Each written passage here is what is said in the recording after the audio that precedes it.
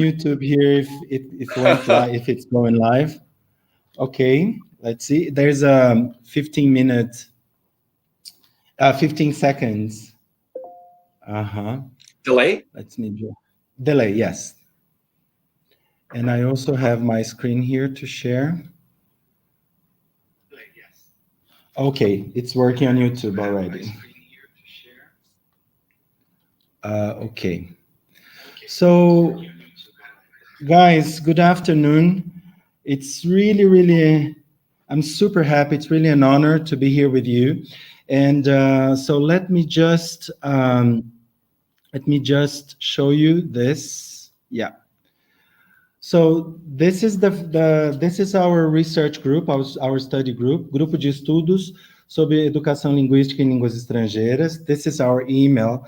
You can also follow us on Facebook, Instagram with my name, and Twitter under my name as well.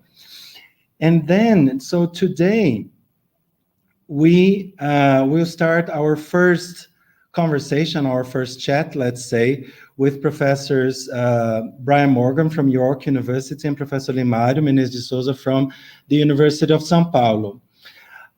So thank you all for being here. I know you're all on YouTube. I hope everything is okay.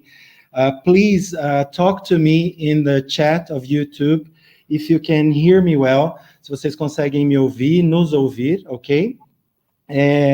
We'll be speaking English, okay?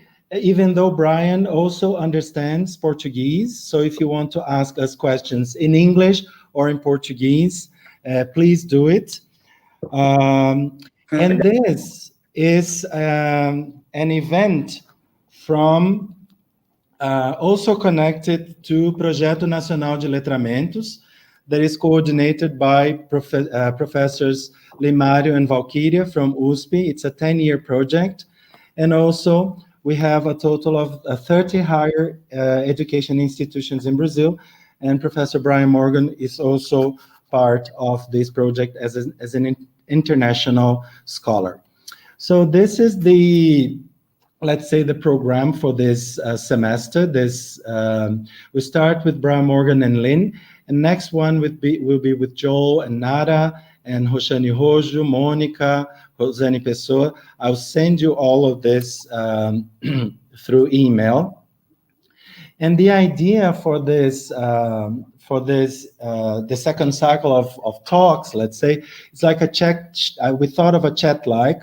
So we thought of some themes for this term, which is to debate society and university, language and education.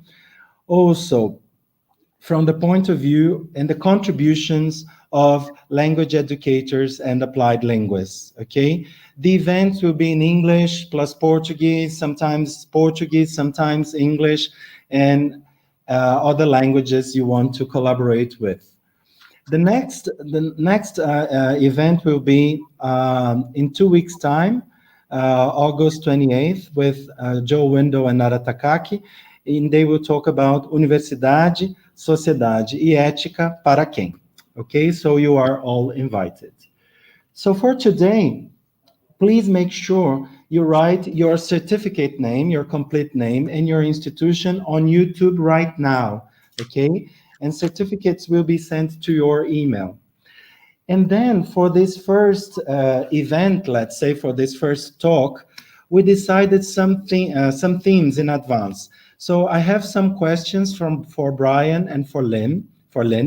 And as they talk with each other and with the audience, of course, you can write your comments and questions in the chat, YouTube chat, okay? And there's something else. We also, we decided to talk about some of the topics, of the themes, let's say, that were discussed in this interview with Professor Brian Morgan, Transnational Dialogue on Language Education in Brazil and Canada.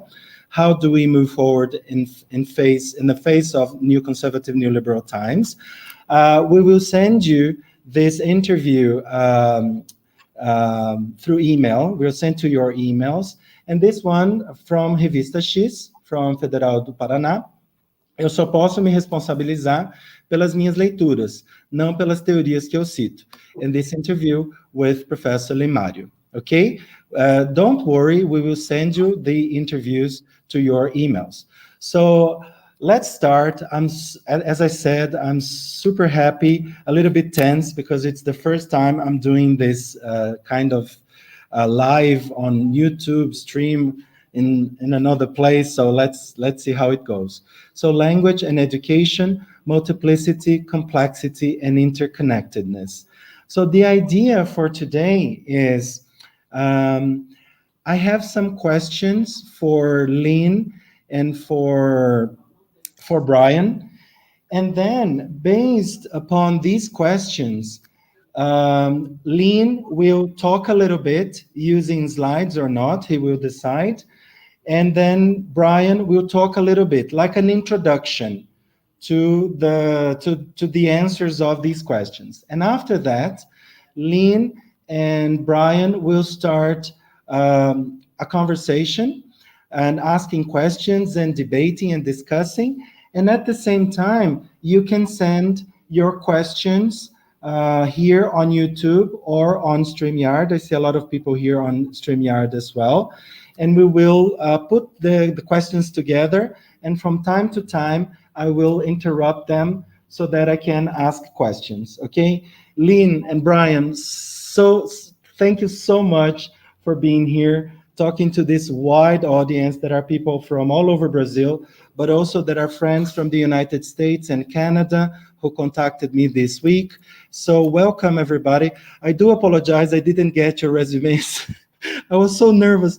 But anyways, Lynn is from the University of São Paulo, and Brian is from York University. It's really, really a pleasure, okay? So let's go, and I will ask the questions. So the first question is from Lynn's interview. So in one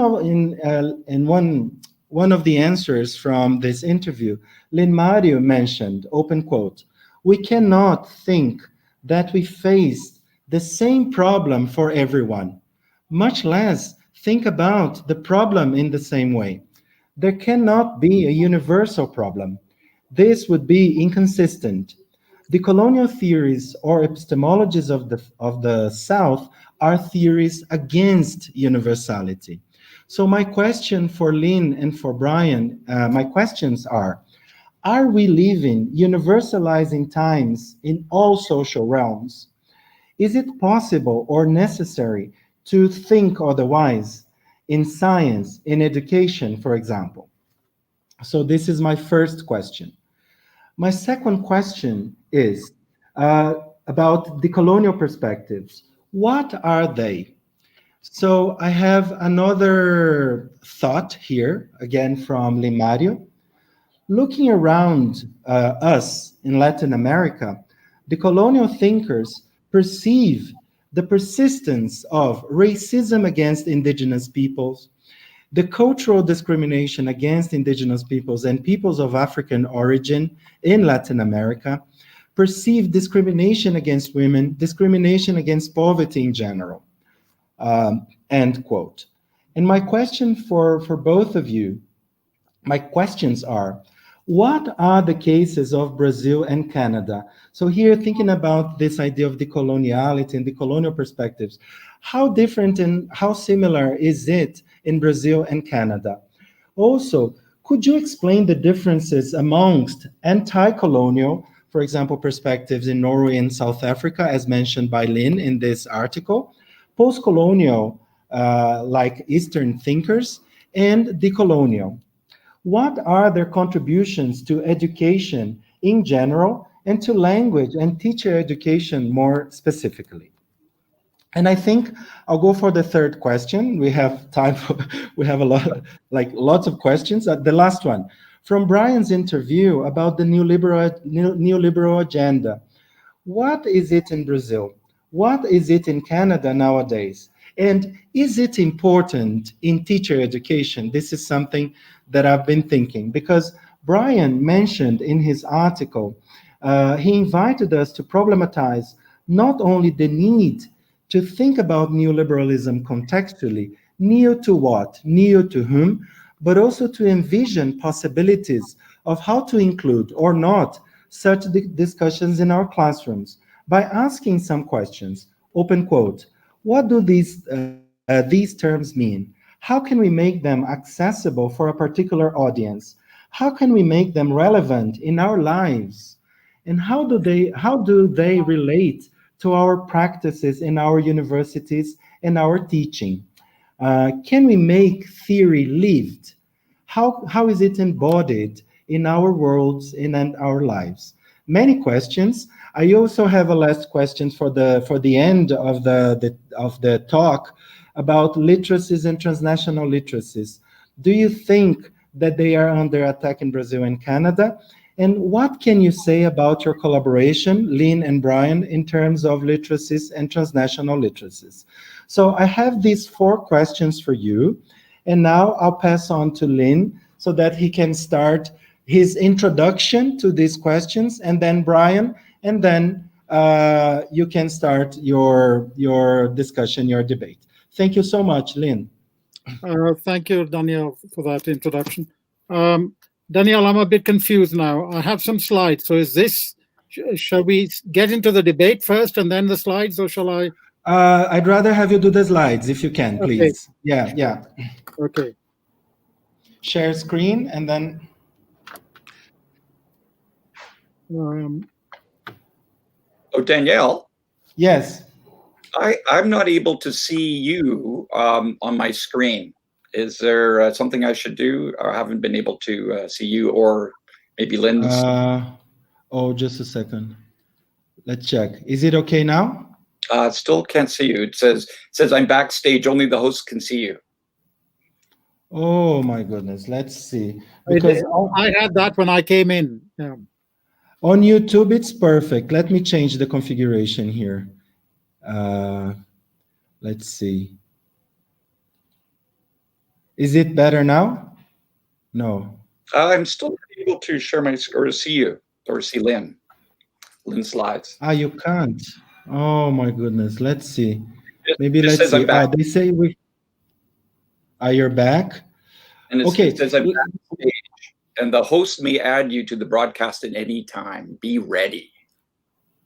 Well, I've added you already, and we are all live on YouTube. The 4 of us. Brian, why don't you try leaving and coming back in again and see? Yeah. Okay, I'll do that. See you soon. Sorry, guys. A little bit of technical problem. It's quite normal. I'm good now. Let's see. Okay. And now? I can see you. Yeah? It worked. Oh, wonderful. Okay, Lynn. So you can start sharing, please. Yeah. Let's see if it works. I'll be here doing like the technical stuff. Don't worry.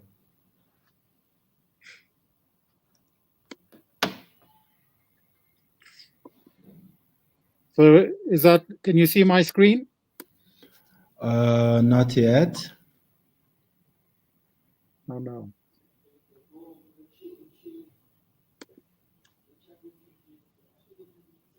Still no? Not yet. Still no. Let me see here. No. Clarissa said no. Let me see here. It says, just a minute, escolhe o que você quer compartilhar. Você tem que clicar na tela. Yeah. So is it tela inteira ou janela do aplicativo? Tela inteira. Okay. And then compartilhar.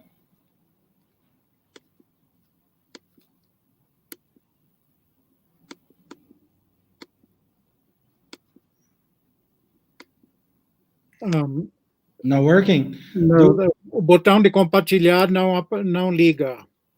Lynn needs to add to your... Okay, let me see. Okay. Lynn, do you want to send it to me and then I'll do it from here? I sent it to you by email already. You have? Okay, great. Yeah. Okay, sorry, guys. Guys, just 1 minute. Be patient. As I said, it's the first time. And it's so funny because it's going live on YouTube and I'm checking YouTube here. I'm checking StreamYard. Let me get Lynn's. Okay. Making no sense, Lynn? Yeah. Okay, wonderful. So I'll do it from here. Let's see if it works, and then I'll do it from here, Brian's as well. Okay, Brian? Sure, that works well. It's downloading. I think it's too much here. Let me see. Let me just close some windows. Yeah. It's still downloading. Just a minute. Karen, you don't have to apologize. Very crazy. Let's see here. Oh, God.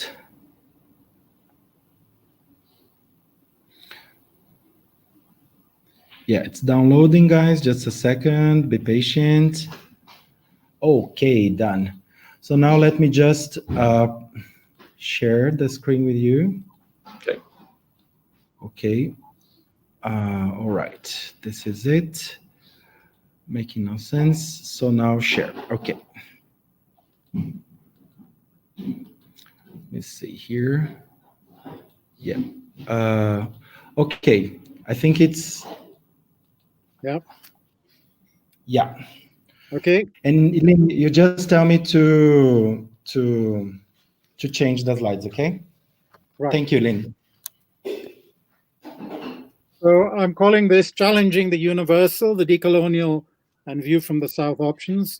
Okay, Danielle, that we can change. Mm-hmm.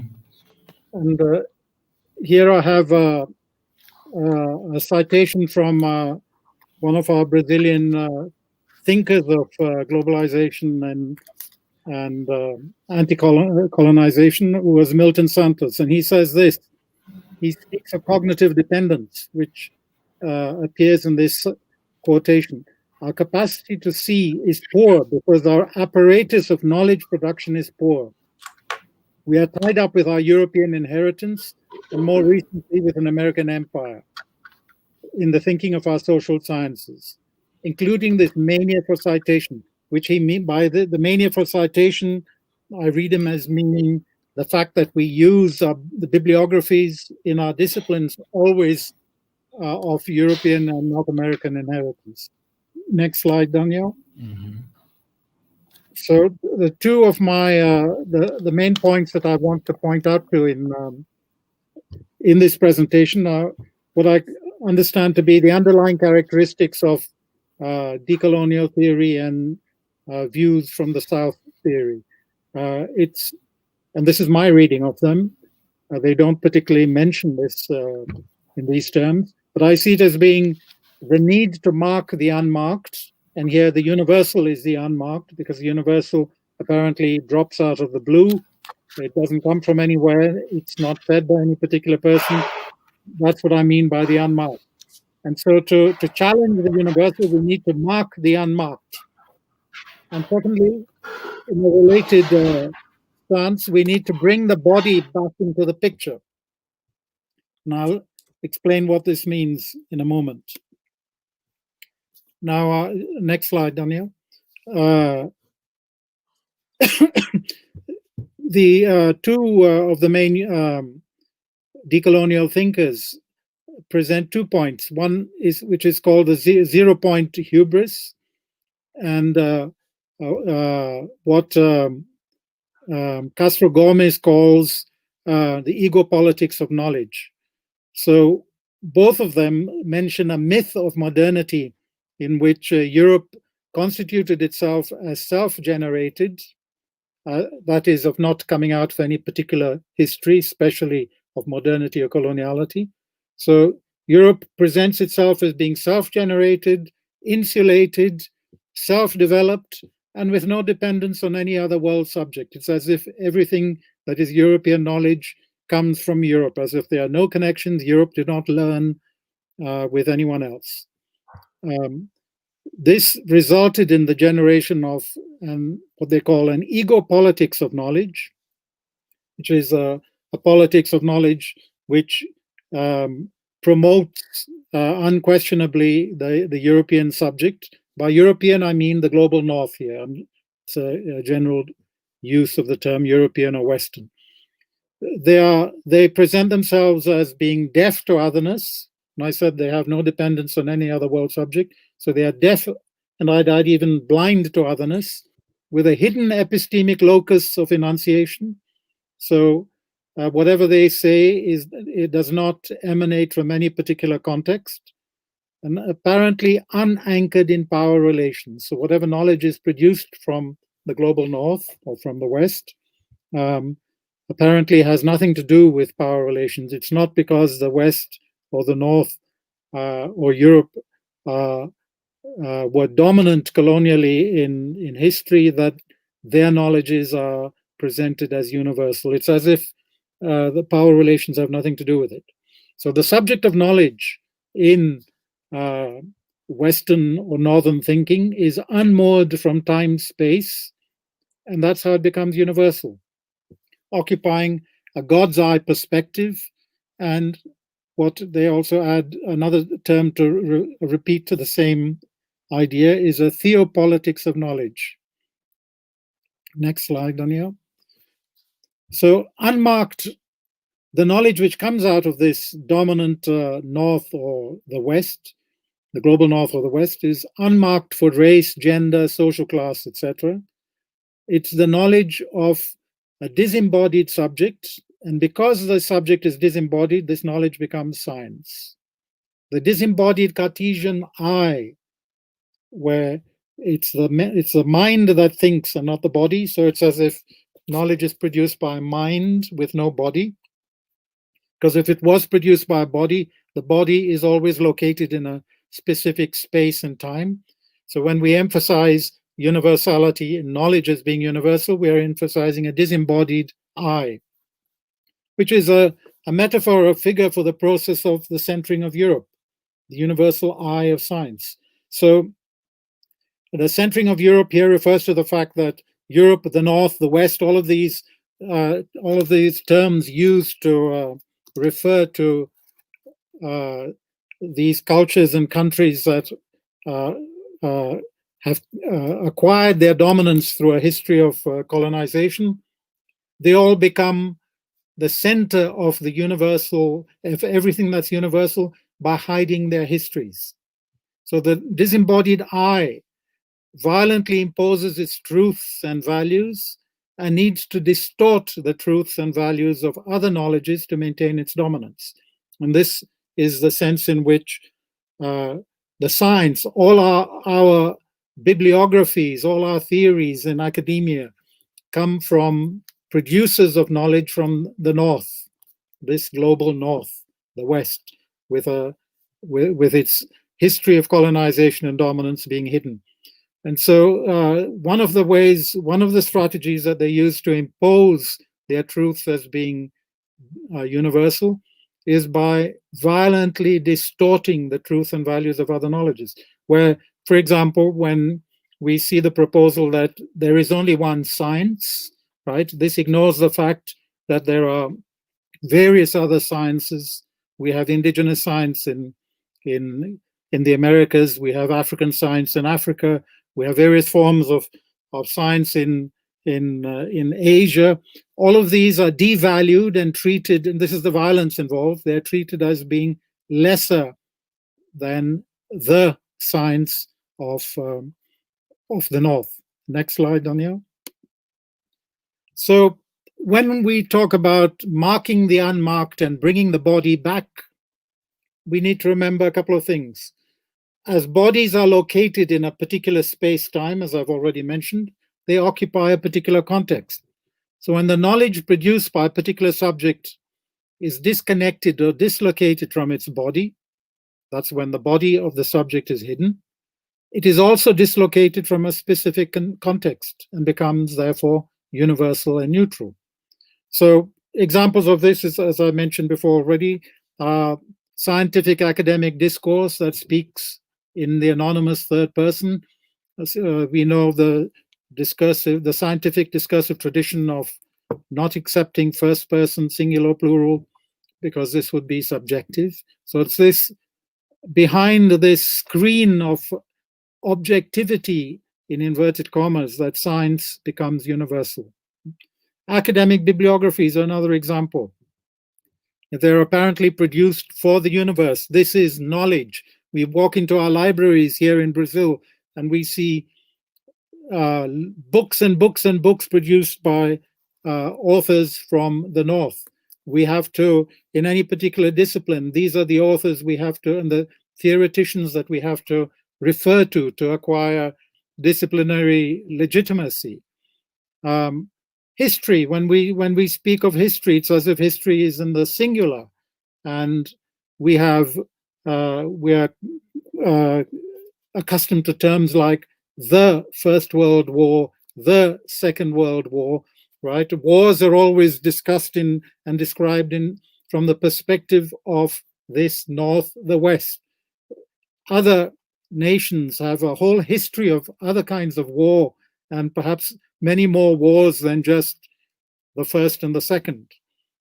So one of the things I'd like to call our attention to, those of us here who are also interested in literacy, is the role of literacy and writing in dislocating what is said from the speaker and his or her context, and therefore contributing to the illusion of universal knowledge. Because what writing does is it, whereas speech, and Jacques Derrida speaks of this when he speaks of presence, writing does not have presence because it dislocates what has been said.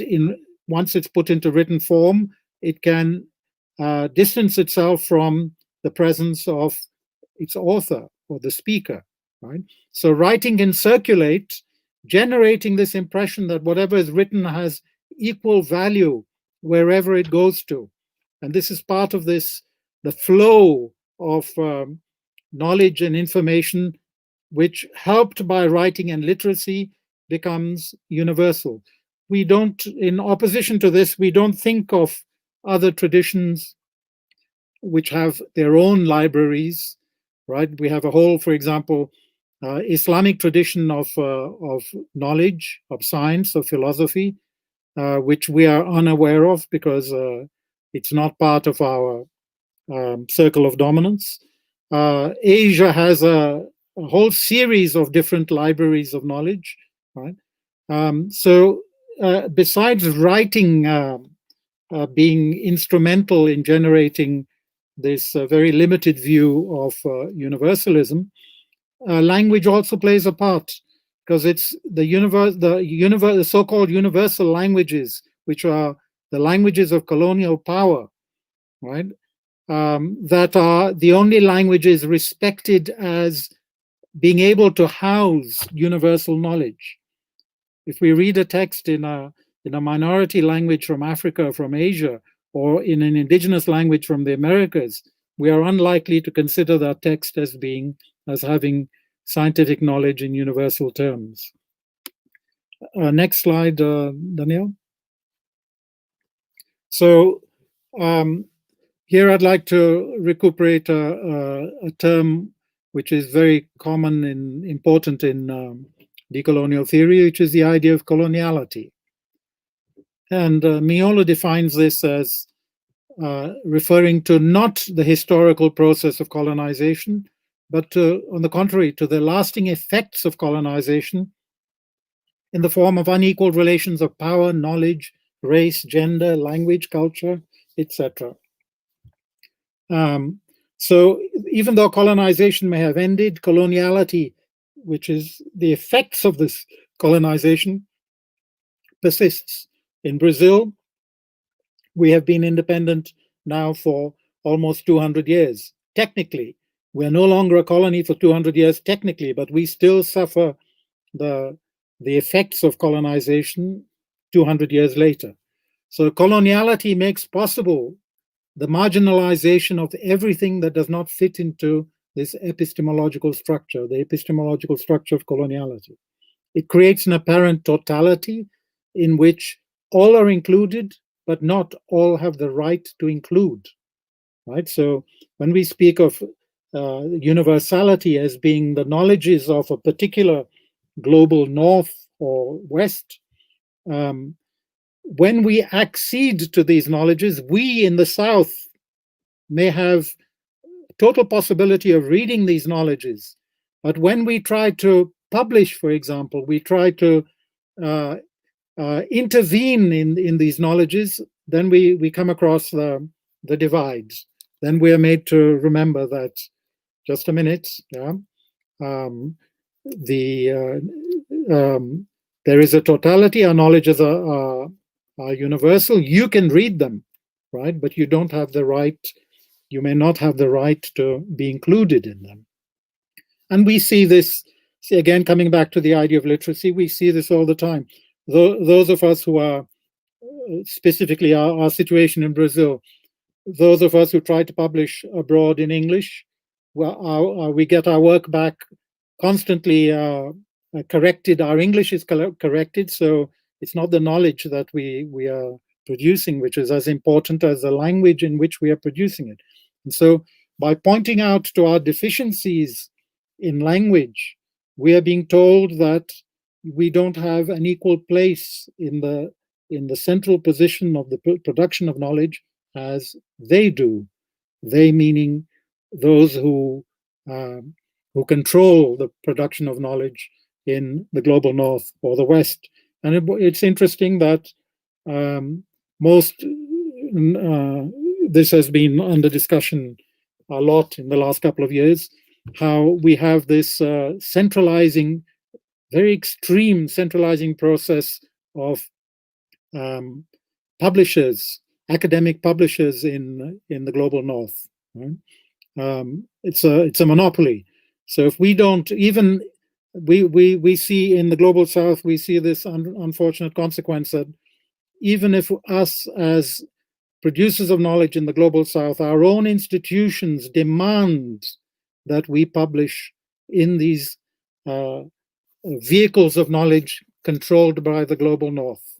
So ironically, we may question the coloniality, but we are forced to subject ourselves to it. Next slide, Danielle.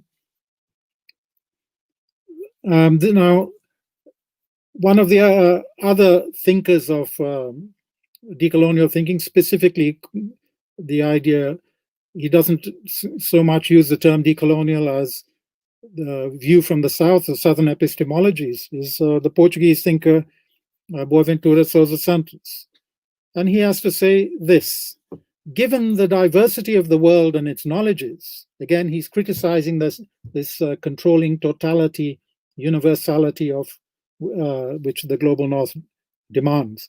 So given the diversity of the world and its knowledges, there is no sense in attempting to grasp the world by any single general theory. Any single general theory will always presuppose the monoculture of a given totality and the homogeneity of its parts. So what we are confronting in this coloniality of knowledge, the centrality, totalization of knowledge emanating from only one part of the globe, and that because of a history of colonization and dominance, and now appearing in under a different guise through neoliberalism. There's no way we can want to explain this in any single theory or try to homogenize our explanation, because then we would fall into the trap of universalization again.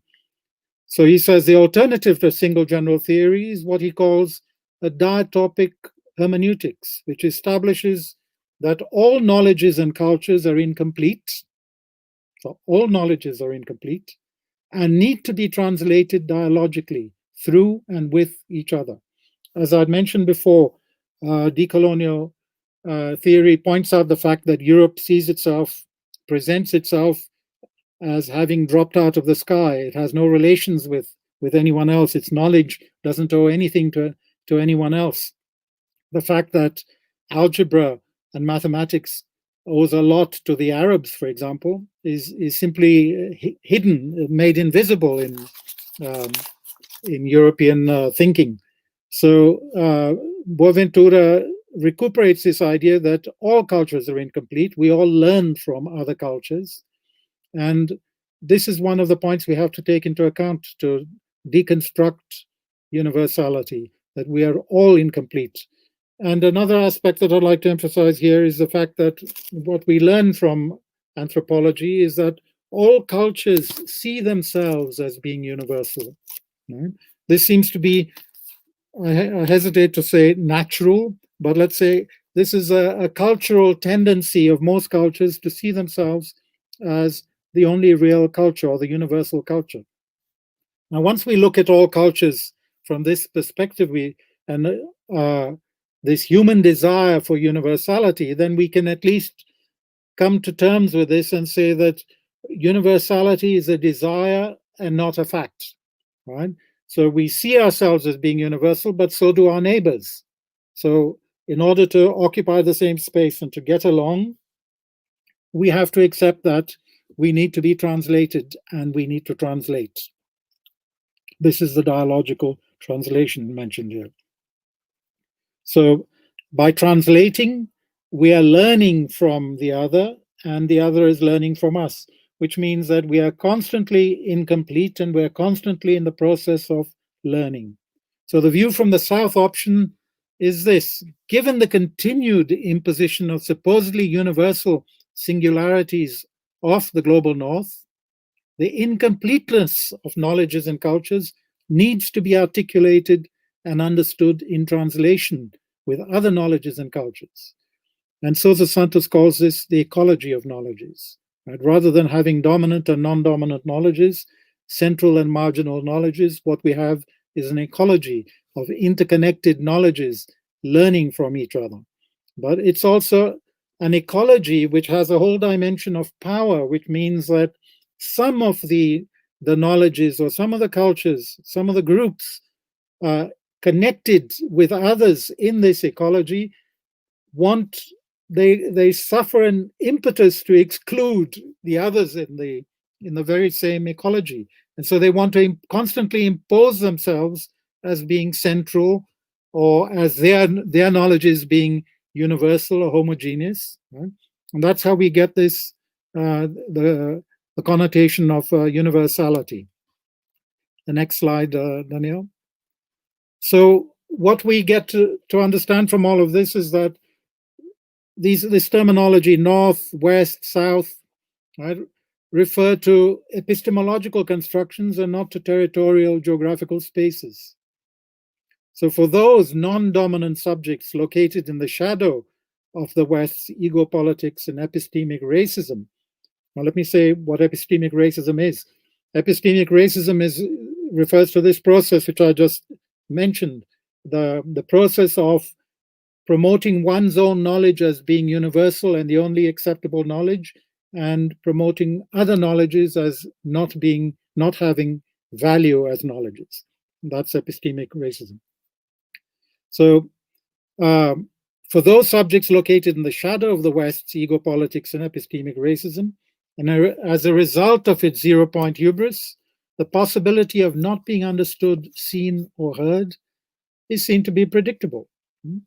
So when, as I referred to the example of when we in the global South try to publish in the global North, and we get our rejection letters, not because what we are saying doesn't make sense, but because perhaps the language in which we are saying it is held to be deficient, right?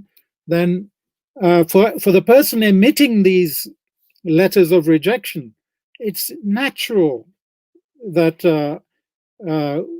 we are not up to standard, because after all, from their perspective, and they're speaking from the 0 point of universal knowledge, they see it as predictable that we will be deficient. So they may even try to help us in suggesting that we have our English reviewed by someone who has a less deficient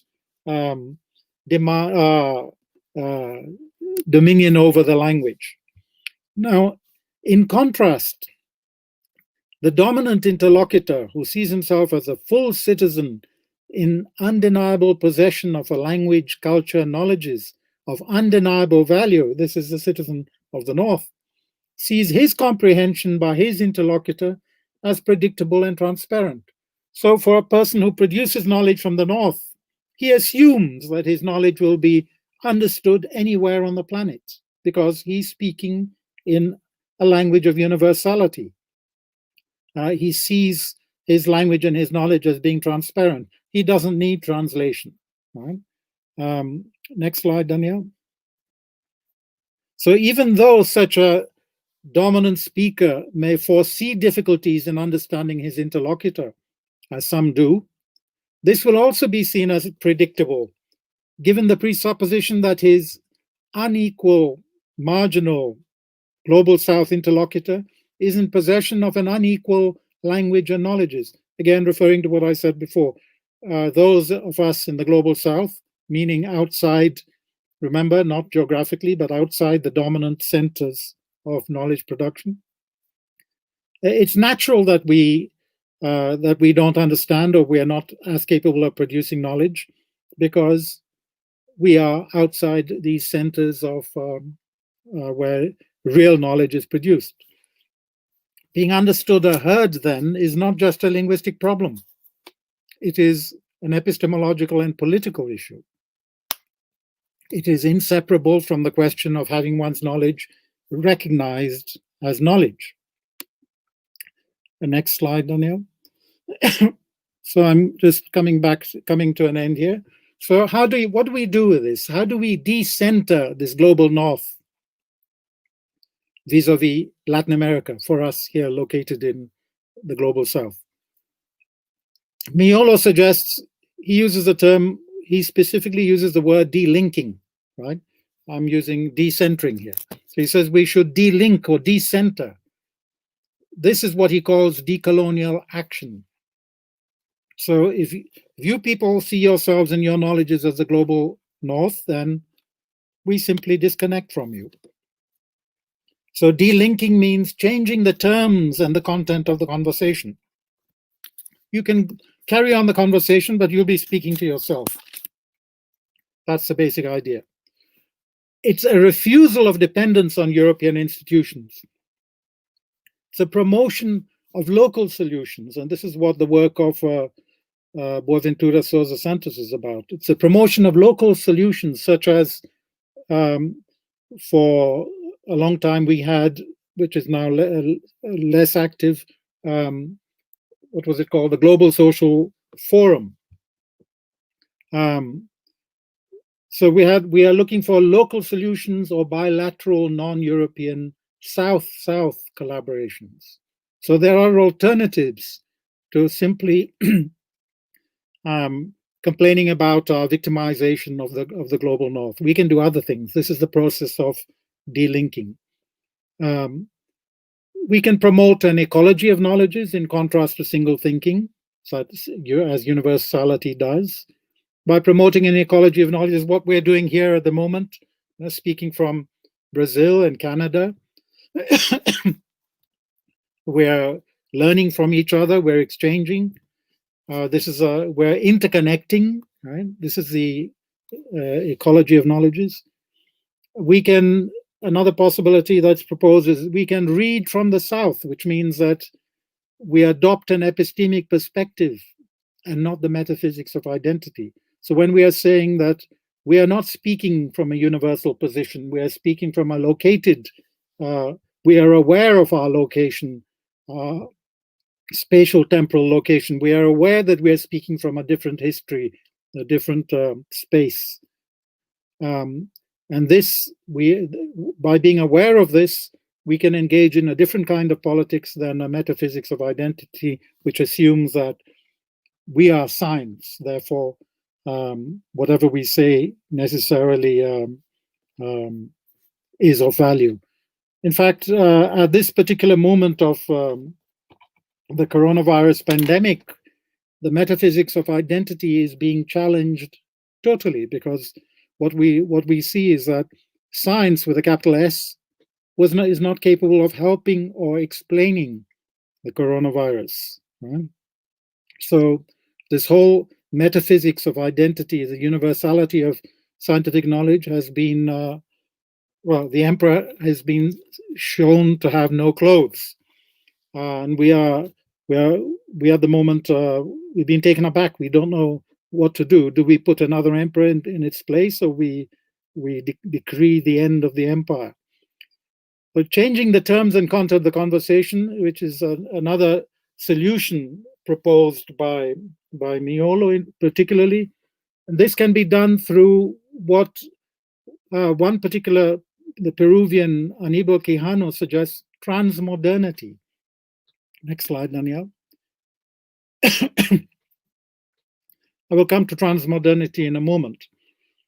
Basically, transmodernity is to say that, okay, if you people think that you are modern and we are primitive, and remember that whatever constructed your modernity was because of us, because modernity, which begins in the global north from the 16th, 17th century, modernity coincides with colonization, coincides with the global north being infused by imports, by goods, by raw materials, by manpower in the form of slavery from the global south. So we are also part of your modernity, right? But we are here to remind you that your concept of modernity is very limited. We are also part of modernity because we participate in the process of construction of modernity, but we are on the margins of modernity from your perspective. So assuming this position is what Quijano calls transmodernity. We are looking at modernity from its margins. We are challenging the frontiers of modernity, which have so far excluded us. Okay, so the critical strategy of coloniality is this. The epistemic and the political cannot be disentangled. We have to see that knowledge, go back to making the connection between knowledge and power. So science, what is considered to be science, is the science of the powerful. Whatever science is produced by those who do not detain any power will not be seen as science. It's not a question of inverting the balance when we try to effect a decolonial resistance. It's not a question of inverting the balance, but of starting from. Lynn, sorry to interrupt. I'm just a little lost in the slides. Oh, which one God. are you? Sorry. The transmodernity? Reading from the south. Yep. Okay. Okay. All right. Go on. So reading from the south, and here I'm in point 3. Point 2. It's not a question of inverting the imbalance, but so saying that the dominant now becomes the dominated and the excluded now become the center, but of starting from and privileging the perspective of the excluded. Right? So instead of saying that your knowledge is worthless, our knowledge is the only knowledge that has any worth, what we are saying is that what we need to say to challenge this situation of coloniality is to say that here we are reading you from the margins, right? So there are other perspectives to what you are saying. It is in the disqualified knowledges, that is our reading from the excluded South, that criticism will do its work. Subjugated knowledges can decenter the dominant knowledges and uncover their claim to singularity and universality as a fiction. Subjugated knowledges do not need totality or singularity, nor do they need to distort other knowledges. So subjugated knowledges are the knowledges of us outside the global north or the west, where we participate in an ecology of knowledges and begin to exchange. And by doing this, and through our exchanges, we decentralize the universality of the knowledges of the north. Okay, Daniela, I want to go down to the slide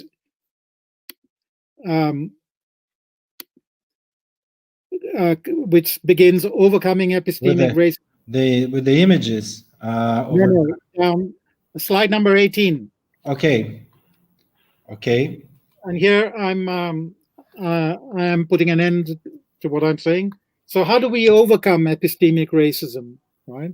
What is this transmodern politics, the modernity on the margins of the modernity, hegemonic modernity.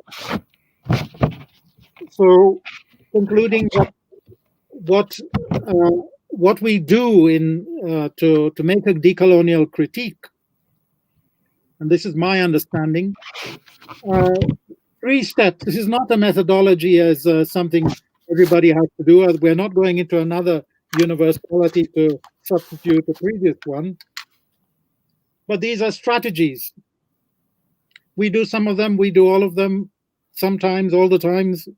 We have to find out. We can't universalize because as we're speaking from in every instant, from our bodies localized in a specific context, we have to make the decisions that our context permits. So basically, these are the strategies or the movements involved. Identifying coloniality. So for example, to see that when we open our textbooks and where is this knowledge being produced, right? Do we take it as natural that knowledge and theories emanate from the global north? Or do we understand that, I'm suggesting that we should understand that I'm being normative here, that we should understand that this knowledge has a history to it, and a history located in colonization, capitalism, neoliberalism, the whole structure which dominates our planet at the moment. So we have to identify the coloniality in this knowledge. We interrogate this coloniality by seeing to what extent is this theoretician aware, critically aware of his position and of the exclusion that his position, the exclusion that is a consequence of the position that he occupies and he contributes to. We interrogate this coloniality through these means, and then we interrupt this coloniality. So we can propose, we can look for other knowledges which are interconnected, but not necessarily coming out of the global north. So these 3 aspects, identify, interrogate, and interrupt, I think form part of overcoming epistemic racism or a decolonial strategy. We need, and Mario Blase, one of the decolonial thinkers, says this: we need to enroll politics to explore the possibility of divergent worlds articulating with each other to become a common world. So rather than universality, we prefer to see interconnectedness, complexity, and hence the need for translation, because our complexity is an understanding that each of the elements that constitute this complexity of this ecological complexity are incomplete, and that's why they are in an ecological situation, because they learn from each other, they need each other, hence they're each incomplete. And because they're each incomplete, they each need translation to make the connections with those around them functional. Thank you very much.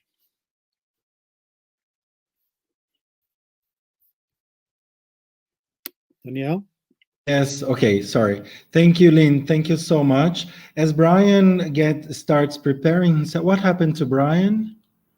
Oh, let's see what happened. Let me just stop screen. I think Brian left. Let's wait for him to come back. Lynn, as Brian presents his introduction, let's say, Clarissa asked you, and you can, é para você ficar pensando, okay? Okay. How do you suggest we resist the demand of publish in the global north or perish? That's by Clarissa. And then I'd like you to be thinking, because I'd like Brian to come back, present, and then you answer. I don't know if that's okay with you. Andrea Matos, what do you have to say about the fact that most of the decolonial authors are men? Souza Santos, Mignolo, Grossfogel, Quijano, Dussel, several others. Brian sent me a message. Just a second, guys. Lots of emotions today. I'm going to send him the link again. Let me see. Oh, gee. Oh, God. I think he was cut off. What happened? Let me send him again. Let's wait for Brian to come back. And then, so Andrea Matos asked this about... Can I answer these questions yeah, now? Yeah. Go on. Let's wait for Brian. So Clarissa's, tell me when Brian comes back and I'll stop. Okay. For Clarissa's question, I think, Clarissa, we have to break out of this dichotomy, this binarism, publish or perish, either this or that, either the north or the south, right? It's interconnection. So, which means what? Okay, so if we don't publish, we don't get promoted, we may lose our contracts, depending where we are located. So we publish, but we complain and we force change. We don't just publish and just give up and accept the situation, right? So those of us who occupy more dominant spaces can refuse to publish and force change by publishing elsewhere. Those of us who don't occupy the same dominant spaces can, okay, we have no other option. We publish, but we will complain and force change somehow. Right? So I don't think it's a dichotomy of either publish or perish. Secondly, Andrea Matos' question, I would say most, if not the majority, are male, but there are female thinkers as well. Let's not forget them. People like, oh my God, Gloria Anzaldúa was one of them, the famous ones. We have, with the Argentinian who visited us last year in Brasilia, what was her name? Gabriela Venturelli, I don't remember. We have the thinker who died a few days ago. Oh my God, I'm terrible for names. We have women. We have Catherine Walsh from Ecuador. But the fact that women are in the minority are exactly part of the problem that decolonial thinking criticizes and attacks, which is modernity. When I referred to the fact that the Cartesian ego idea, the mind is separate from the body because thinking comes from reason and reason comes from the mind. This is also the basis in Europe for discriminating women. Women don't think with their minds, women think with their bodies, with their emotions, with their hearts, whatever, right? So we have this whole tradition of modernity which excluded women. So women were excluded in the same way as people from the global south were excluded. Women, we have many examples of phrases like this, which say that women, animals, and peoples of lesser beings, right? And people who are lesser beings, meaning people from the south or people of color. Right? So this was part of this global idea of modernity. We know, for example, just a specific example of English literature, how there were people like George Eliot, women who had to write in the 18th and 19th centuries under masculine pen names, or they would not be published. Right? So this was part of modernity. It's part of the modernity that excluded us. And so us in the global south occupy a similar position to women in the global north.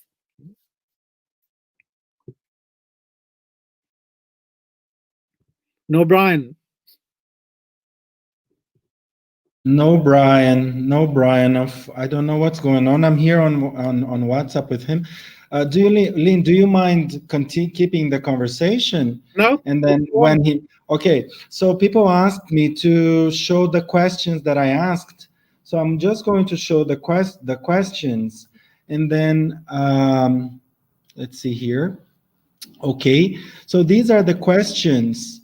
So I'd like you to go on. Of course, you mentioned a lot of things, of course, but about this second one here, about the position of decolonial thinkers from Latin America when dealing to racism. I'd like you also to talk a little bit the politics. How can decolonial thinking, let's say, help us understand a little bit the Brazilian politics right now? And if you could talk a little bit about this, the differences between anti-colonial, post-colonial, and decolonial. Okay. Please. Right. Okay, the politics. Let me go back to an example, a personal, recent, real example from Wednesday night. Wednesday night, when I was mediating a debate with, or debating with, if you like, Walter Miolo on a live organized by Alabi. I imagine that some of you may have had the opportunity to watch it. Let's from Walter Miolo, one of the great decolonial thinkers, is an Argentinian of the son of Daniela. Are you still there?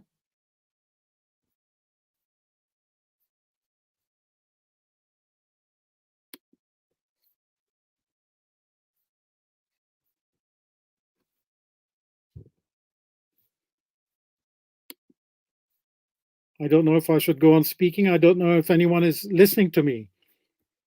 Can you indicate in the chat if you are, if you can hear me?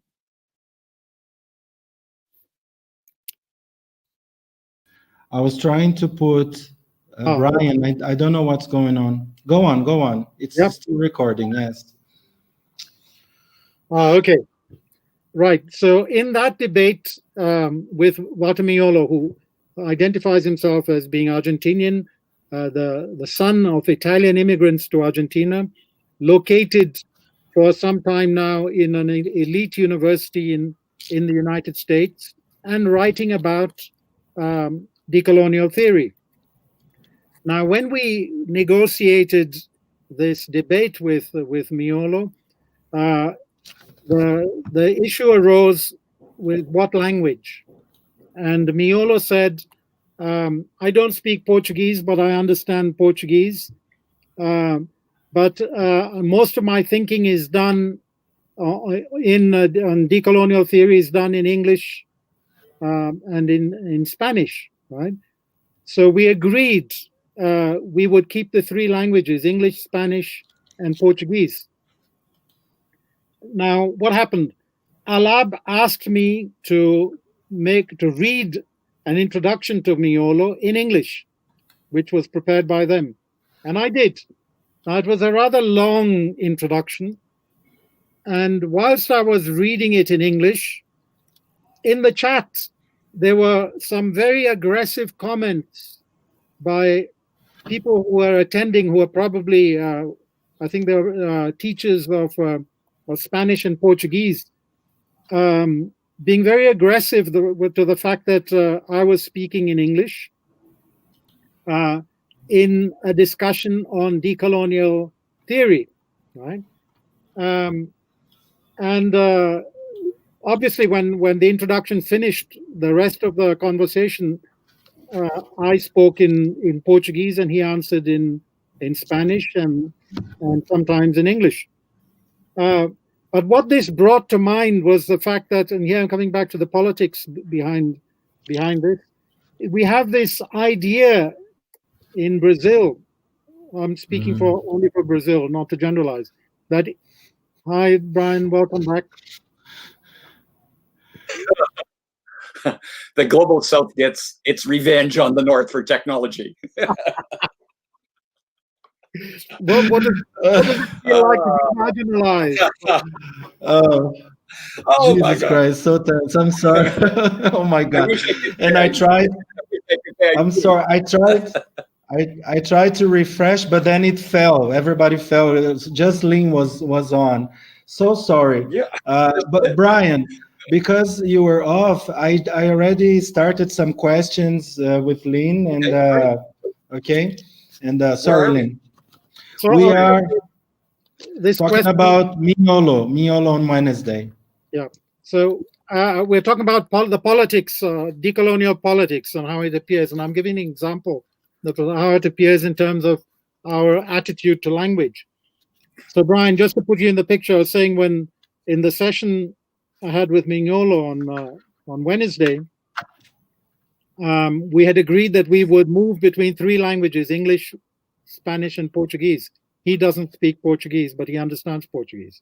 And he had made it clear that most of his thinking is in English.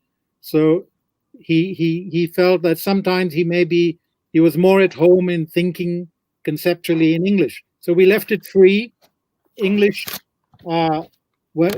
depending on how himself and myself felt, we would move from English, Spanish, or Portuguese.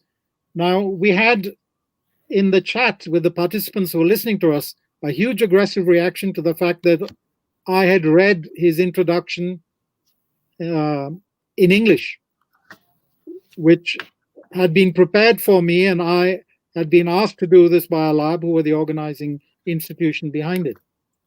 Now, what was curious is that these comments were, how colonial speaking English when we're talking about decolonial theory, right? Now, I was a bit shocked by this, but we went on anyway, because there's this idea that Spanish and Portuguese are not colonial languages, right? So right. we've got our politics confused. Is it only English which is a colonial language, right?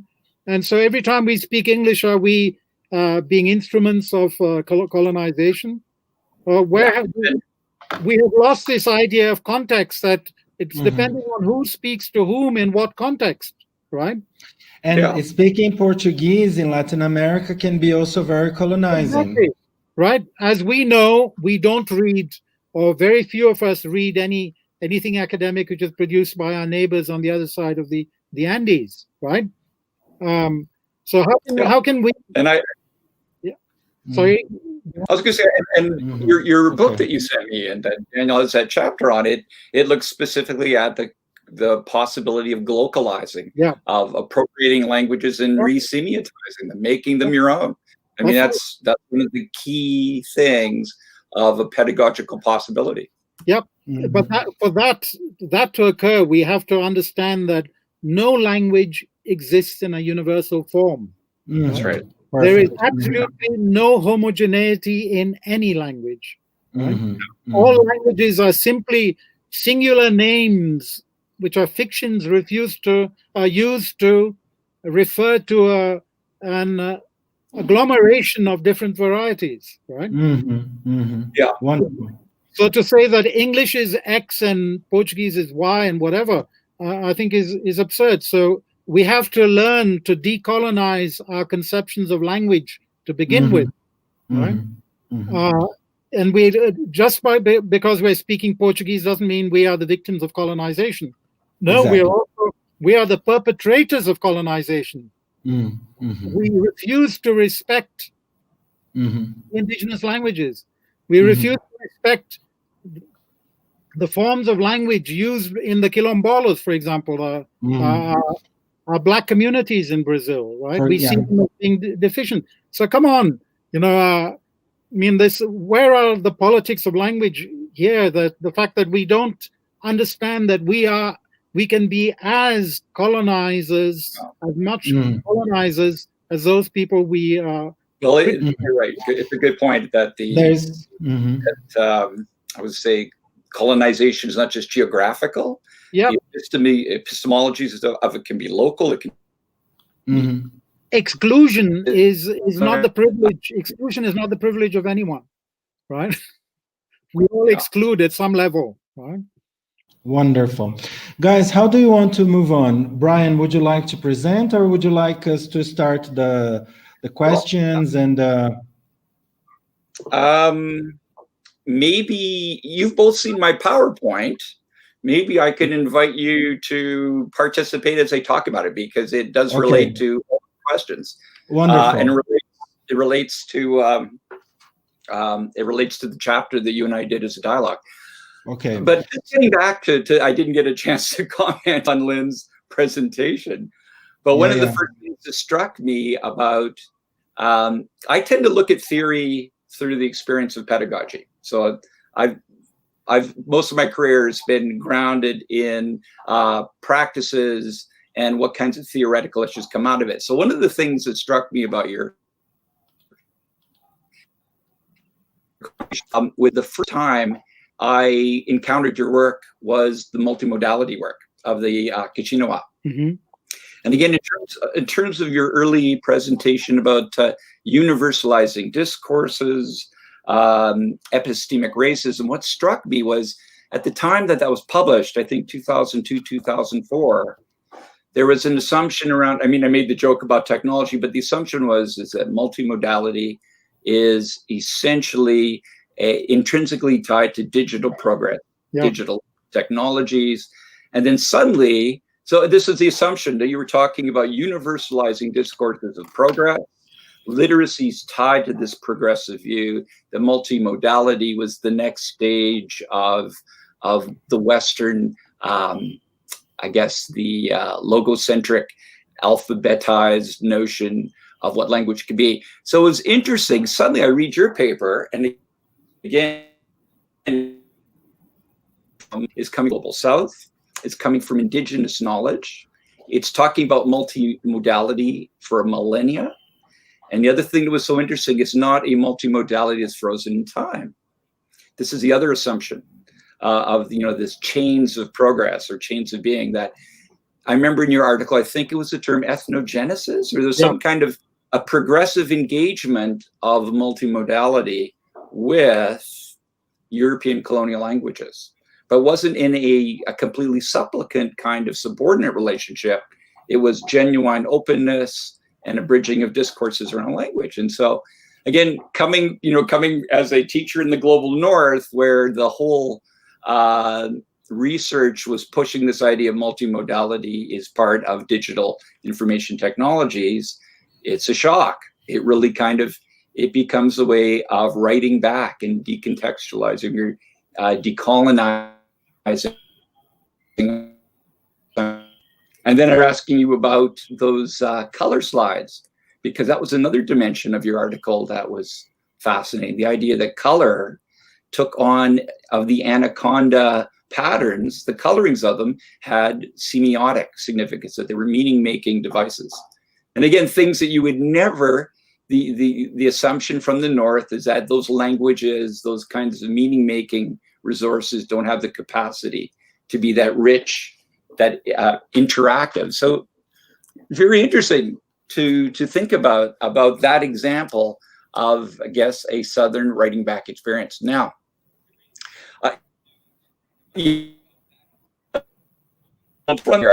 after reading your chapter, I was starting to think about the first time I think we met each other. You corrected me, Lynn, it was 2004. But I remember a presentation in Montreal in 2006, and you and I were on a conference call. So we were on a colloquium that was organized by Vaidethi Ramanathan, and it was called Writing Back, Textual Extensions, Writing Back to New Imperial Contexts and Ideologies. I don't know if you remember that. I think you presented on the Kishinawa material at that time. But this, I just wait. I've got construction going on outside my window. There we are. So, what reminded me of your localization material and decolonizing, I was reminded of this presentation. So, my presentation, I was looking at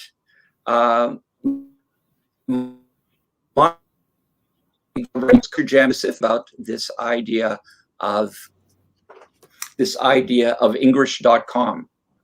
Now, I don't know if you've ever seen this, but when you present English, again, my experience of Lynn's multimodality, the experience of new language teachers or teaching professionals to the idea that a community in Japan would actually collect and shamelessly promote, advertise what we would call errors in English is an interesting kind of writing back decolonization strategy, because it says the whole assumption around English as a world language is that the world needs English, that it needs its communicative efficacy, its utility, its way of bridging societies. But here was a society that was taking it, an organization, English.com, blatantly or blazingly putting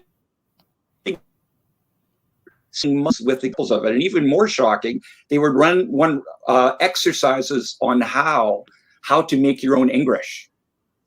So I thought this was incredibly disruptive. And then for students, this whole idea, you see the examples, you've got examples of grammatical lexical error, you've got pragmatic errors on the charts. But this idea comes as a really interesting writing back to students. And to me, it reminded me of some of the things you say in your book about localization, colonization, decolonization from below, the globalization of languages. And for a young teacher, or for a professor who assumes we're bringing the world the good, the benevolence of English, the communicative benevolence of English, English.com was fascinating. So I wrote about, I got back to this thinking about you, because I think we were on the same panel together. And I just read your chapter, and it reminded in a second, Daniel, something that I wrote about in the dialogue with Daniel. And it's the idea, I posed the question, let's see if I have the note here. It's interesting. So Lynn, we were talking about Souza Santos, Mignolo, Baba. It's interesting that in our field, and this is something we talked about with Daniel, in our field, we tend to read about and borrow from these other disciplines such as philosophy, cultural studies, post-colonial studies. But one thing that concerned me, and when I thought about this, is that there's very little reciprocity of this kind of knowledge flow. And so getting back to this idea of the power of writing back is I have for all of it. So what happens if nobody writes back? And I talked about this idea of the dark side of transdisciplinarity. Can you have the kind of rich emergentism? Can you have your own discipline refracted from the mirror of other disciplines engaged with you? So in the conversation, in the dialogue I had with Daniel, I gave an example of Stephanie Vandrick and I at a Peace Studies conference in New York, where nobody cared, nobody came. They didn't say, why? We're in Peace Studies. Why would we care about second language education and what you have to say about Peace Studies? And so we made the argument that there's a whole series of field internal expertise that we could share with you. So Daniel, I'm losing you on the slide there. So sorry, sorry, Brian. I was going to mute because people are complaining, and also, are you following the slides? I just want to make sure. Yes, I am. So I posed the question, the rhetorical question of, we're reading Foucault, we're reading Derrida, Rancière, we're reading Baba, Souza Santos. Who's reading Lynn Mario in departments of cultural studies? Who's reading Lynn Mario in departments of philosophy and colonial studies? And it's the same thing in Canada. Who's reading, are people in cultural studies and philosophy reading Pennycock? I don't think so. And so it's an interesting problem to consider, I think, posing it as an argument, is this idea of what is lost if nobody is writing back to your one. And so this kind of myth of transdisciplinarity. And it comes in two parts. It's both seeing how your expertise can be reflected back to you, the global flows that Apaduri talks about in anthropology. But also what becomes a problem is you don't become aware of maybe the areas of incommensurability, that philosophical concept of without common measure. And I remember there was a article that Alistair wrote about incommensurable discourses, that they could not be brought together to compare because they really were substantially different paradigmatic notions. So if you have this kind of phenomena that I think we have in language teaching, and maybe in applied linguistics less so, but in second language education, language teaching, where the flow of transdisciplinarity is only going in one. Just some of the things that come up, some of the gaps in knowledge and problems in terms of missing information. So I recently had a chance to write a foreword to a book on deterritorializing language teaching and learning on Deleuze-Guattarian perspectives. And in the book, I talked a bit about this, and I remember seeing a quote from Deleuze and Guattari from a book they wrote on, was called What is Philosophy? And maybe you could show that to me now, Daniel, the next click. So this is interesting. They actually themselves wanted to explore in this book, what is philosophy? What are the core concepts of philosophy, or the core activities, epistemological, ontological activities of philosophy versus science and art. One of the things they say about an educational language teaching. So this quote from Deleuze and Guattari caught my attention, and it's in this foreword. They said, concepts are centers of vibrations, each in itself and everyone in relation to all the others. This is why they resonate rather than cohere or correspond with each other. There is no reason why concepts should cohere. From this point of view, philosophy can be seen as being in a perpetual state of digression or digressiveness, which is interesting. So, and again, I thought about the idea of counterpoint. Language teaching to me and pedagogy is all about coherence. It means helping students and student teachers discover or recognize the patterns that connect.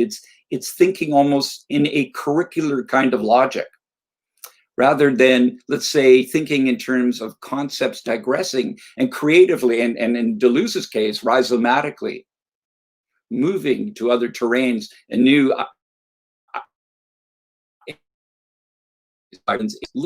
Is there a possibility that what is language teaching is incommensurable with this kind of idea of concepts? That language teaching is more in following the Batesonian notion of helping students build connections, patterns that connect.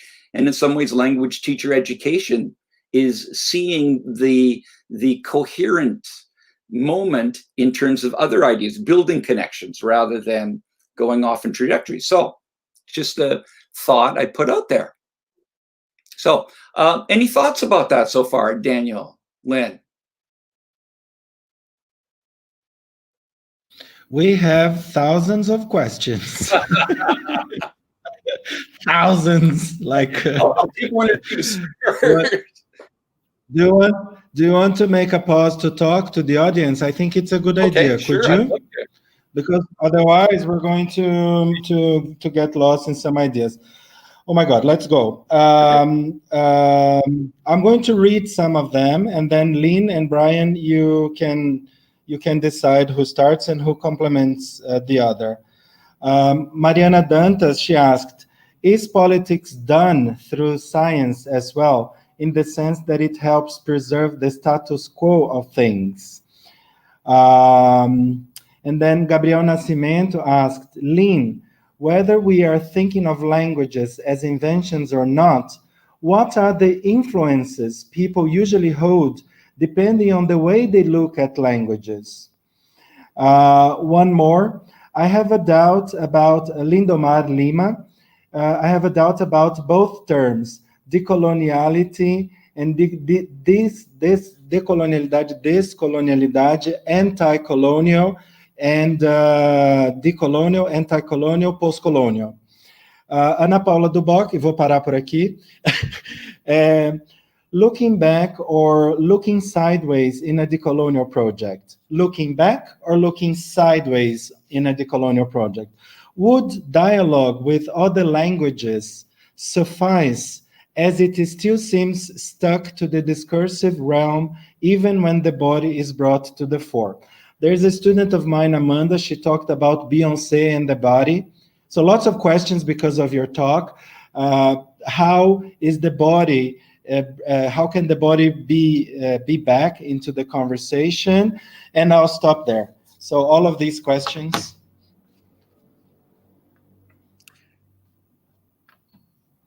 Lynn, microphone. Okay. So the questions are to both of us, or the referring. Yes, and Brian. Mm-hmm. Let me take the question about decolonial, discolonial, anti-colonial, because this has to do with what Brian just said about concepts. So concepts don't have to be coherent, using Deleuze and ideas. Concepts they house particular vibrations, so they do certain things rather than they represent realities in outside them. So concepts are not there to be defined metaphysically. Right? Concepts are there because they kind of aggregate particular ideas which may be constantly in movement. The decolonial is one of these ideas. So, for example, and here I'm repeating something oh, forget that. Now I won't mention this. The relationship between anti-colonial, decolonial, and post-colonial, these are terminologies, right? They are not referring to particular realities necessarily. They're referring to particular ideas which revolve around them, right? So whenever we have a terminology, or what's the scientific term for terminology when we organize things in nomenclaturas, typologies? No, what's the word? I forget. It's anyway, it's an ology of some sort. They don't refer to real phenomena, right? They refer to particular ideas. So, for example, anti-colonial was the idea that was very prevalent during colonization, right? Where various movements appeared in the colonies who had the colonial presence still. They were fighting to expel and expose the colonial presence, right? That's basically anti-colonial. Some people would define anti-colonial as saying, for example, in some African proposals, anti-colonial is to go back to a previous state of being before the colonizers appeared.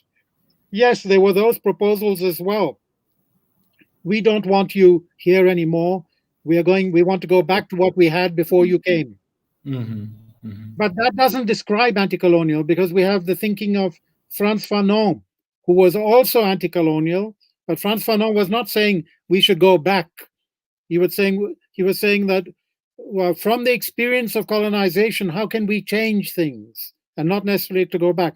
So anti-colonial the term doesn't refer to something specific. What it means basically is, how can we put an end to colonization when it is still present, right? Now, post-colonial is a term that refers to immediately after independence, let's say 10, 20 years after independence, or perhaps a little bit longer, when these countries who had recently been colonies were in the process of creating new societies, right? Where they discovered, for example, that many of them discovered that there was no longer a pre-colonial that they could go back to. They discovered that they were so much influenced by colonization that there was nothing they could go back to. So it was they were thinking in terms of a transitional moment between colonization and between something else. But again, there were many different proposals under the term post-colonial. So as a concept, post-colonial doesn't mean something specific.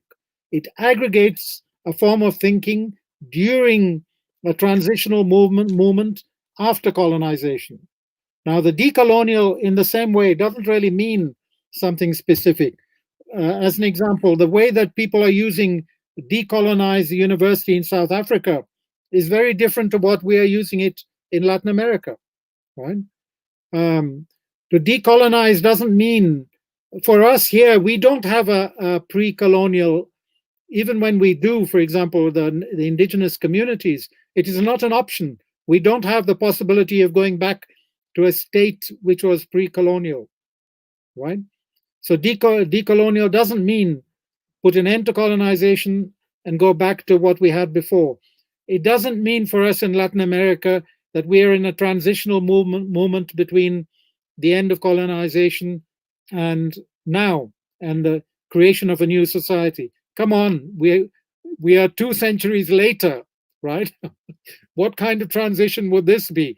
It is what decolonial for us in Latin America aggregates, let's say, the energy as the vibration that Deleuze and Guattari, the vibration of decolonization is understanding that we are still suffering the effects of colonization, and that we are implicated in these effects of colonization. So when I referred to the idea that speakers of Portuguese hate English because they think English is a colonial language, right? That is already a form of colonial thinking, to reject one and to replace one universal with another, right? That's equally colonial. We have to understand how we in Brazil are being colonial in relation to the indigenous, right? So decolonial is taking stock of these different forms of thinking, and not just saying the global. When I said the global north is metaphorical, it's not geographical. We have a global north in Brazil, which is São Paulo in the southeast, right? Mm-hmm. Everything that comes from us here in the southeast of Brazil emanates to the rest. We are the center of the universe in Brazil, right? Mm-hmm. What are the accents that everyone in the rest of the country would like to imitate? Us in the southeast, right? So we have this. It's so decolonial is to understand the processes of that generate injustice and inequality, right? And think about these processes in various situations: the curriculum, in art, in language, right? Even in terms of things like psychology and psychoanalysis, or in terms of modernity now. Why we are let me just quickly say this, we are in a situation of climate change, and we refuse to take into account, together with the pandemic, we refuse to take into account that nature may be telling us something. Nature, the planet, right, may also have the subjectivity and the agentivity of producing knowledge. We don't recognize it. We refuse to listen to nature and the signals that nature is sending out to us, because we refuse to acknowledge that nature may have agentivity and subjectivity. That is part of coloniality, of saying that certain people have the possibility of thinking and producing knowledge, certain other people don't, right? So here it's, do we give peoplehood or personhood? Do we attribute this to those who are not human as well? So for me, all of these different forms of thinking, they come together. They are part of the vibration of the decolonial. So they're not phases by saying first we have colonization, then anti-colonial, then post-colonial, then decolonial. No. There are different vibrations. They all exist together, but they are vibrating in different ways. Brian, could you tell us a little bit about this debate in Canada? Of course, we cannot generalize or talking about universalism, but your perspective on this. Well, it's different coming from the north, but I was just thinking about something Lynn just said about the agency of the environment, or the holistic agency of the earth, that we're not listening to it. It's the funny thing for me is that I think one of the problems of this kind of intellectualism. So it's almost a refusal to hear from people who might be experts and scientists about the kind of environmental destruction that's happening. And it's a real serious problem, because they've been clearly emboldened by leaders like Bolsonaro and Donald Trump. And it's a problem that's very difficult to reconcile with the work we do as teachers. It's fundamentally destabilizing, because we come from disciplines and our whole identities are embedded in the idea that evidence, procedures of inquiry, even if they're pluralized, So even if we talk about other epistemologies, other knowledges, we do believe in systems of some kind of verification validity about them. We don't just say anything goes, relativism, because you're talking about a relationship to materiality in the world. But again, this is really profound right now in the world and tied to populism, and it's a real serious problem on doing education of the kind of education you're talking about. Mm-hmm. Yeah, it's also part of the refusal, and this you have it as much in Canada as we have it in Brazil. It's our refusal to look at our indigenous populations who have a different relationship to the environment, right? And learning from them, because we refuse their knowledges as being knowledge, right? And we refuse to take into account their experiences as being something that we can learn from. Right? We see them as being deficient, right? In the power play that we have in which we relate to them, right? So we don't what they think about the universe. I'm involved in a project coordinated by Vanessa Andreotti at University of British Columbia in Vancouver, who's looking at this, working with indigenous knowledges. And one of the things, this is being recorded, so I'm putting myself at risk by saying this. One of the things that we are looking into is when we're talking about agentivity and subjectivity, many of the indigenous cultures look at their source of knowledge as being plants or elements, mineral elements, right? So, for example, ayahuasca, peyote, in Brazil we have jurema and whatever, right? So these communities ingest these natural elements of plants, which bring on, through the ingestion of these natural elements, they acquire knowledge. So they see these plants as having knowledge and passing on this knowledge to them. So these are pedagogic experiences, right? And not just baratos, right? And we are trying to learn from this, but the biggest obstacle to learning from this is firstly to accept that indigenous communities have anything to teach us, and secondly to accept that plants can be teachers, non-human beings can be teachers. That goes against all our the coloniality of our categorizing things in being able to speak, being able to produce knowledge, and those that simply have no value. Our pandemic, you see, in the pandemic, are we learning from what this virus is trying to teach us? It began with the AIDS virus, which wasn't a virus. Remember, for those of you who can remember, and then AIDS was finally defined as a syndrome, right? But then what did we learn with AIDS? We learned that science, it defied the definitions that science had available to it at that particular time, right? And that problem has still not been solved, right? So if you see, the treatments for AIDS are just bombarding people with a whole load of different an antiviral bombardment of a whole series of different elements in the hope that it may be successful, right? We haven't found the solution to that. So when we come up with the pandemic, why didn't we use our learning from AIDS to say that our humility, hang on a minute, we've learned that science is not going to help us, right? But I'm not making a critique of science in the sense of contributing to the flat earth people, right? Okay. Guys, I think we have some we have lots of questions, if you don't mind. Daniel, I'd just like to answer Ana Paula's question. Yes, please, yes. Of looking back or looking sideways. Maybe Brian has something to say about this. So what do we do? Do we look back or look sideways? What's the question again, Ana Paula? Danielle, would you like to read that question? It's interesting. Yes, yeah. It's about Yeah, it's about looking back or looking sideways in a decolonial project. Would dialogue with other languages suffice, as it still seems stuck to the discursive realm, even when the body is brought back to the fore? I have one last question. Yes.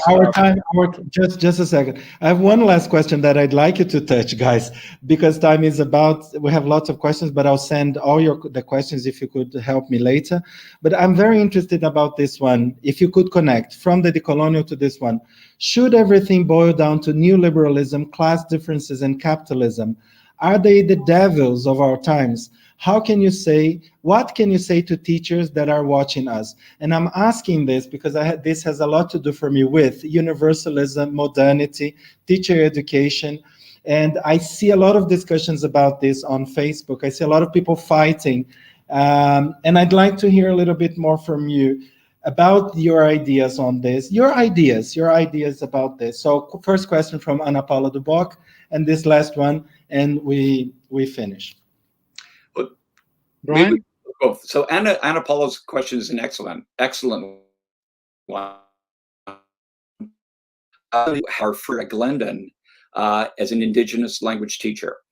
Anyone I've had in my class who's observed her teach, and I've heard her teach, it's a radical, even the boundary of language and culture for her is completely different. So just the pedagogical, the linguistic notion of what it means to teach, to display, to know the relationships in the classroom. So that becomes an integral part of it. It's definitely an interesting and mind-opening experience of how languages potentially could be taught. Another thing that I found fascinating is this idea of Lourdes Ortega's work on language ontologies. That's interesting. So looking at when you look at relationships to other languages, are they seen as objective, standard, prescribed? To what extent are valued? What relationships do you put teachers in terms of, do you allow teachers to be active meaning makers in the semiotic system of the language? Or do you see them as just reproducing existing norms? Creates a whole different set of relationships for teachers. So it's a very pedagogical idea. When Ian and I used to come down to Brazil, I was stunned once in Campo Grande that there was a competition to become a judge. And to become a judge, I found, you had to take a test in Portuguese. And I was thinking, this was just incredible to imagine the underlying assumptions that, again, we need to measure your mother measured against this prescribed object called the Portuguese language.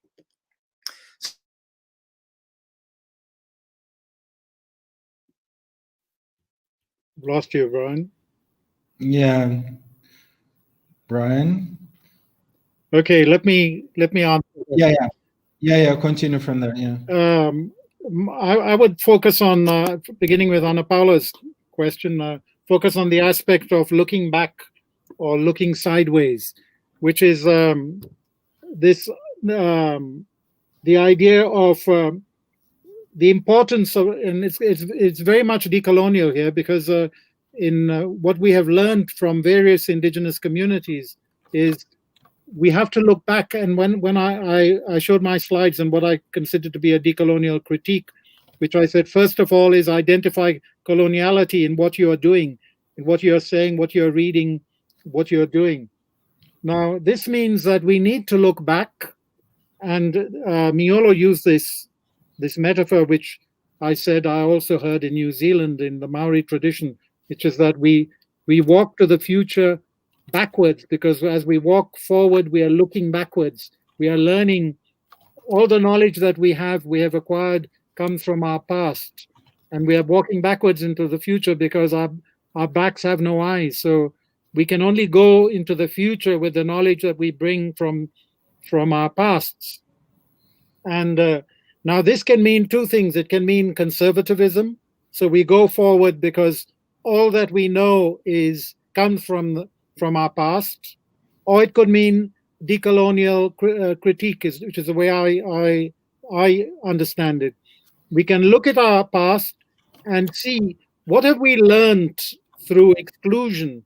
What have we learned that has been imposed on us as this is the only possible knowledge? So we can look at our past from a critical perspective to see what we can learn from it and what we do not need to repeat. But we can only learn from our past if at the same time we look sideways and learn from those who are around us, right? And this is part of the ecology of Boaventura. And Boaventura says we have to, in our modernity, we learned that progress is the most important thing, development and progress. So we have to go forward all the time. Hi, Brian. Good to have you back. Thanks.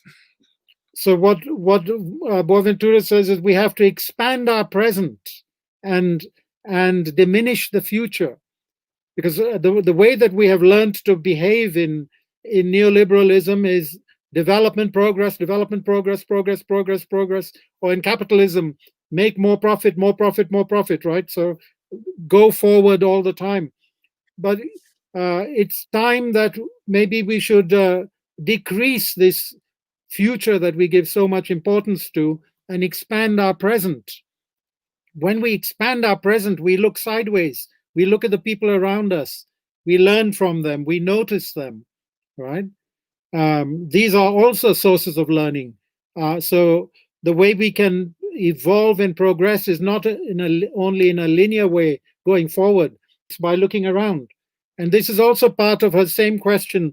Is it just discursive?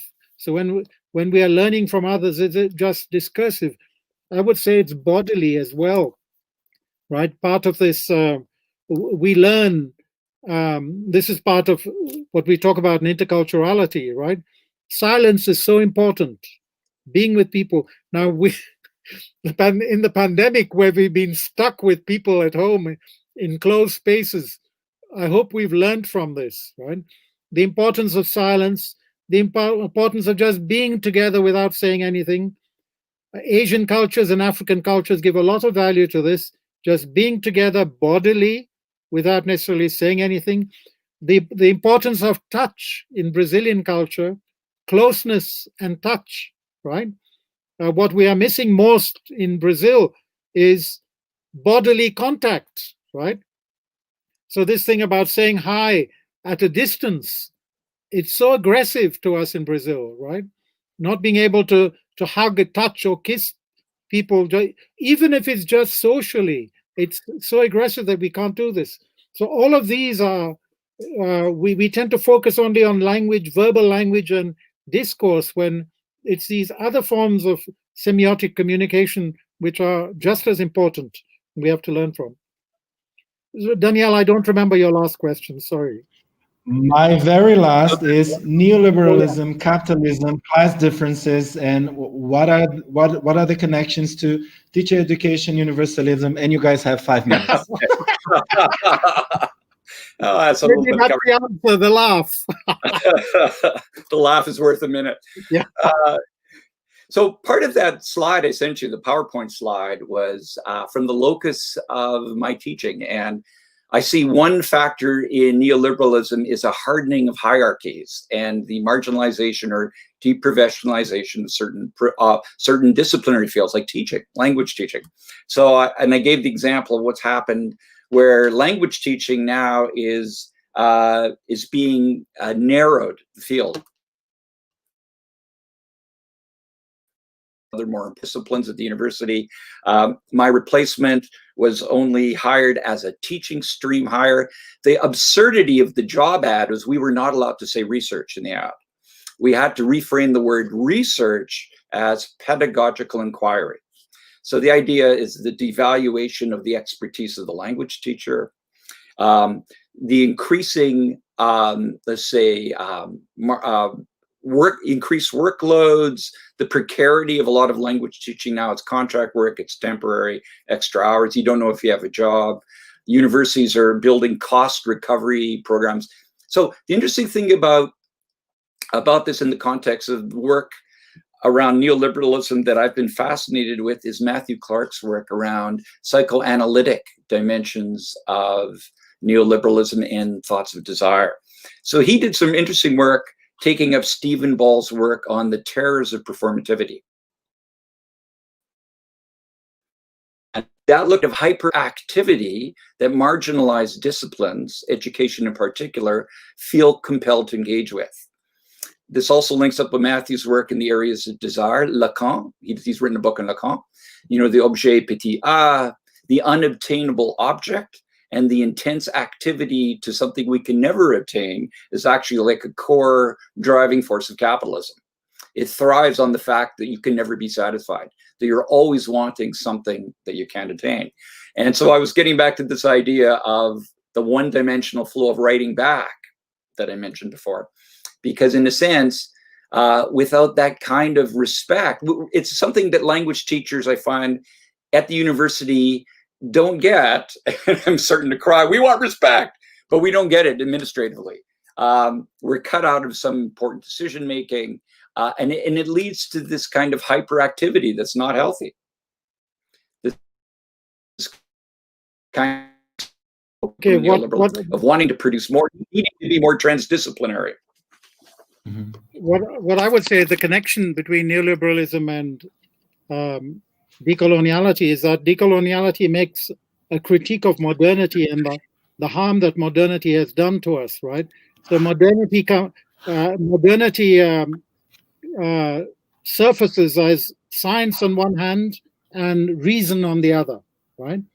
But there's another hidden face of modernity, which was liberalism, right? Mm. And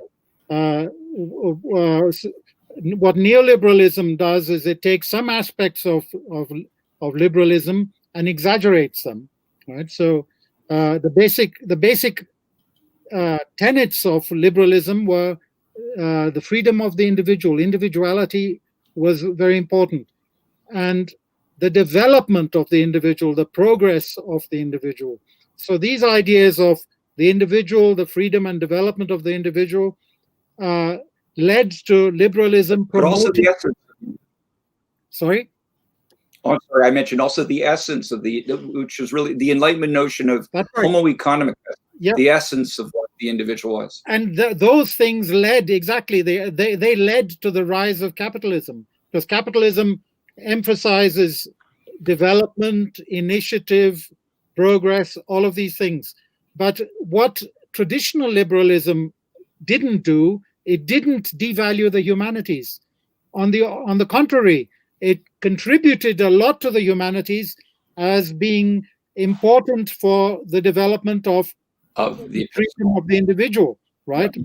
Individual thinking and the critical thinking and the freedom of individual thinking. Now, what neoliberalism does is it takes the emphasis on the financial from liberalism, and it takes individuality from liberalism, but forgets about the importance of thinking, critical thinking, development in the sense of the Enlightenment, etc., and economizes everything. Mm-hmm.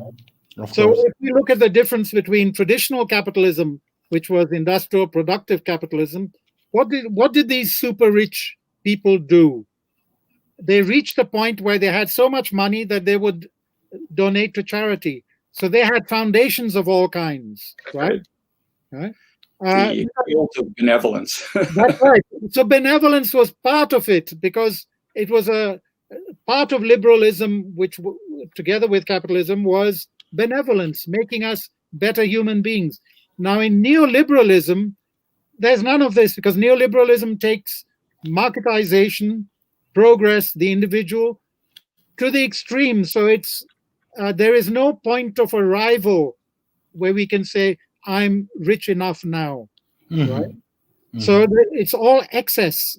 This is why many people think that neoliberalism is suicidal. I don't know. I think excess can go a long way. Now, mm-hmm. What we can learn from this, from the decolonial perspective, is how the liberals need to decolonize neoliberalism as much as those who are against individuality need to do. And they can only do it, and this is the curious thing here. Yeah. The liberals can only decolonize neoliberalism, right, by focusing on the harm that neoliberalism is doing to the collective, right? Mm-hmm. Now, to focus on the collective is something which liberals don't do, right? So the liberals need to decolonize liberalism and become collective liberals as a problematic position in order to... That's the Canadian experience. Yep. That's the Canadian experience of collective. It's interesting because the chapter I sent you, I don't know if you had a chance to read it, that Joel recently did on neo-nationalism, and it came out of some European and North American context, is that neo-nationalism has rejected neoliberalism because it sees the operation of the state, especially financially, so state economic organizations as fundamental to protecting the agendas of the of visions of the nation, the national narrative. So that's an source. It's not liberals decolonizing neoliberalism. There's a little bit of that, I think, in the Canadian experience about multicultural discourses and Will Kimlicka's work. But it's very interesting in neo-nationalism, and Quebec is a good example. It sees the state having economic management as central to its idea of an identity-based agenda for a collective nationalism.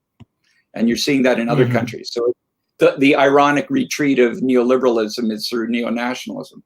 Yeah, that's what I meant, Brian, when I said that in order for the liberals to decolonize neoliberalism, they'd have to take a collective stance.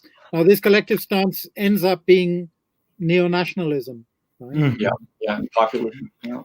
Okay, wow. Well, we have a lot to think.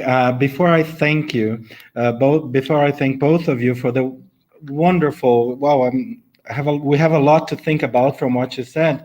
I'd like just to tell everybody that you can, those who have sent the email, the name and the institution to our email, geelusp@gmail.com, we will send the certificates, don't worry. So you just put your name here and we know that you were present. Also here, follow us on Facebook, etc. This is the next, I talked about this, I'm sorry, because many people arrived later. So this is what we're doing this term. And the next one will be with Joe Window and Nara Takaki. Eles decidiram fazer em língua portuguesa, mas também em inglês. Also in English, if we have people asking things in English. Universidade, Sociedade e Ética para quem? Bom, eu só tenho a agradecer, Lynn e Brian. I would also like to apologize because it's too much going on here, like streaming live and etc. Clarissa just said, Daniel, you need an assistant. Yes, I need an assistant. Somebody who understands a lot of technology, you know. But anyways, it was really like 2 hours that went with a lot of pleasure, and thank you for all the opportunities, because I think you guys bring a lot to the table. You bring a lot of things that really a lot of things for us to think about, and things that I think that we usually don't think as English teachers, or we don't talk in teacher education courses. So this is why I think it's deep conversation, very important. So thank you very much. We had along these 2 hours almost 200 people watching us, and this is going to be recorded so that we can send to everybody that couldn't be here because of the time, because of schedule, or etc. Lynn and Brian, thank you so much. And everybody who was here, thank you so much. I will send all your questions to Lynn and Brian, the questions that they were not able to answer because of time and because of selection. And I wish you a great end of Friday. happy Friday, happy hour at home, isolated, and nice weekend. I see you in 2 weeks with Nara Takaki and Joe Window. Thank you, Lynn. Thank you, Brian. Thank you very much, Daniel. Thank you, everybody. Obrigado. Muito obrigado, gente. Obrigado. Thank you. Thank you. Thanks a lot.